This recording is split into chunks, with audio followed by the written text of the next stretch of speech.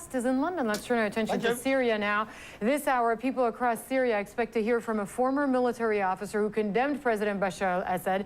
Syrian state television says it will air his, quote, confessions. This is one of the most high-profile defectors, and you see images from him there. Pro-democracy activists, though, are outraged in some cases. They want to know how Lieutenant Colonel Husein Harmoush came to be in Syrian custody after having defected to Turkey. They say he appears to have been tortured. They accuse Turkey of handing him over. Harmoush was one of the first Syrian army officers to denounce the government.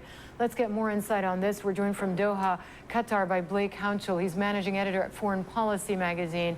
Blake, there are many sort of theories as to what happened, that he was handed over on the one hand, that perhaps he was kidnapped on the other. A lot circulating as well online.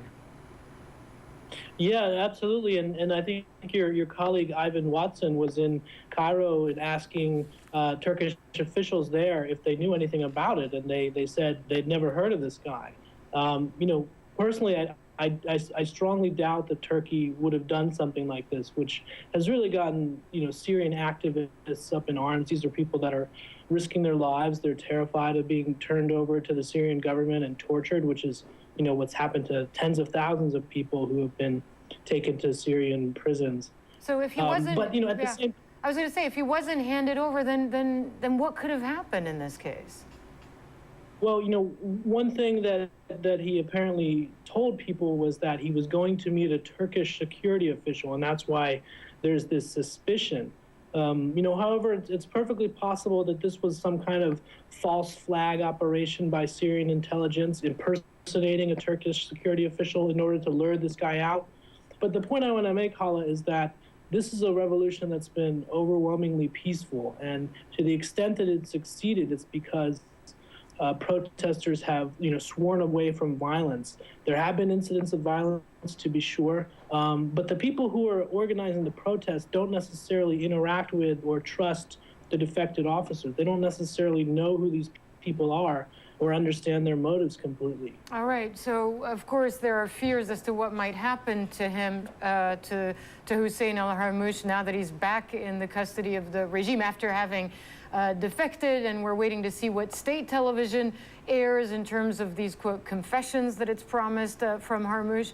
But what could this possibly do to this protest movement in Syria, do you think? Well, what the regime is trying to do, I think, are two things.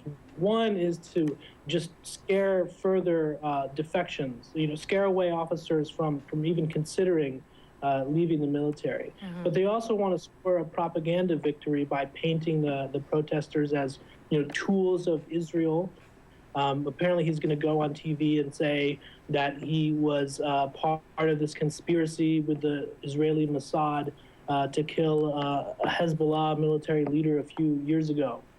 So they're trying to paint the protest movement as violent, dangerous, and Israeli tools.